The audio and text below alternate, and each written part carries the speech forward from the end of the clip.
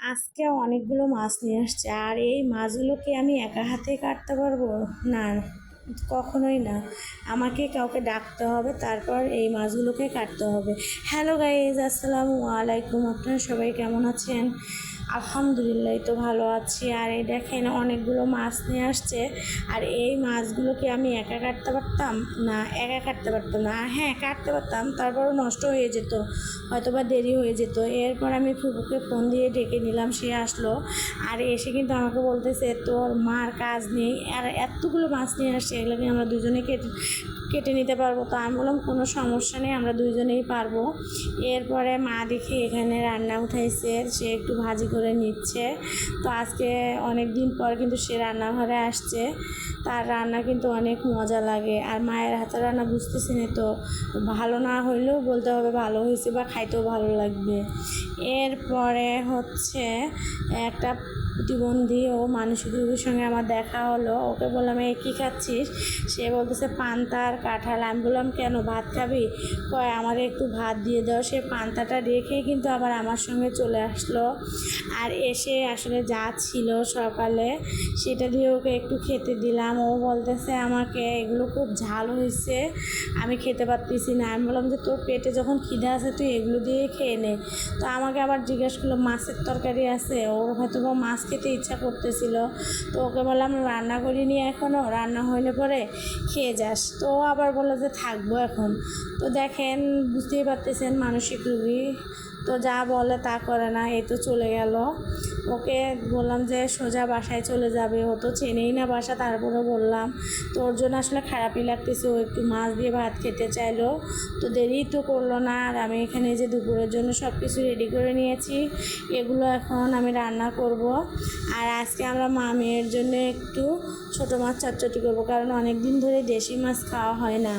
আর এই যে একদম দেশি চান্দা মাছ, এই মাছগুলো কিন্তু খাইতে একটু কাটা কাটা লাগে, তারপরে অনেক মজা লাগে। আমি এখানে ধনিয়া শাক, একটা আলু ও মরিচ ও পেঁয়াজ দিয়ে দিছি, দিয়ে এগুলো মাখিয়ে নিয়ে এখন উঠাই দেবো হালকা একটু পানি দিয়ে। আর আমি কিন্তু মাছের চচ্চড়ি করলে একদম ঝরঝরা করেই করি। আর এখন আমি এটা উঠাই দিয়ে বাসায় আরও তো লোক আছে, তারা তো আর এগুলো খাবে না, তাদের জন্য এখন এই যে একটু কই মাছ ভিজিয়ে রেখেছিলাম, আর সেই কই মাছগুলোকে আমি এখন ধুয়ে নেব। কারণ এই মাছগুলো আসলে আমি কালকে ভালো করে ধুয়ে রাখিনি। আর এগুলো এখন একটু লবণ দিয়ে ধুয়ে নিয়ে কেটে নেব। আর তার মধ্যে একটা দাদি এসে বলতেছে যে সে একটু নাকি পাতা নেবে। তো আমি বললাম আচ্ছা ঠিক আছে, না আমার জানালার পাশটা পরিষ্কার করে দিও। সে আবার পাতাগুলো নিচ্ছে আর পরিষ্কার করে দিল। এর ফাঁকে আমার মাছগুলো ধোয়া হয়ে গেল। আর এখনও চচ্চড়িটা হয়নি, তো আরও একটু সময় লাগবে। আর আজকে এই চচ্চড়িটা হওয়ার সঙ্গে সঙ্গে আমি ভাত খাবো, কারণ সকাল থেকে এখনও আমি ভাত খাইনি। আর এখানে আমি এই যে কই মাছটাও দিয়ে দেবো।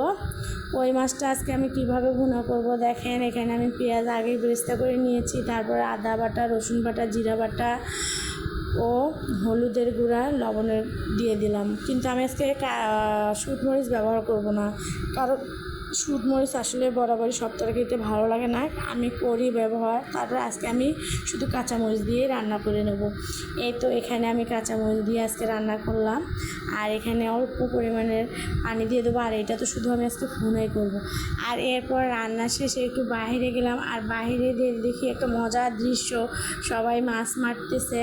তো দেখেন এখানে কিন্তু অনেক গুঁড়া মাছ নড়তেছে। তো এই গুঁড়া মাছগুলো এখনও সেরকমভাবে বড় হয়নি, তারপরে ওরা এগুলো সেঁকতেছে। আর সেঁকে এখানে এই যে মাছ মারতেছে। তো এরকম আসলে মোটামুটিভাবে গ্রামের কিন্তু এই দৃশ্যগুলো দেখতে ভালো লাগে। আর এখানে এখনও কোনো মাছ পাইনি, তো এই যে মনে হয় একটা পেয়ে গেছে।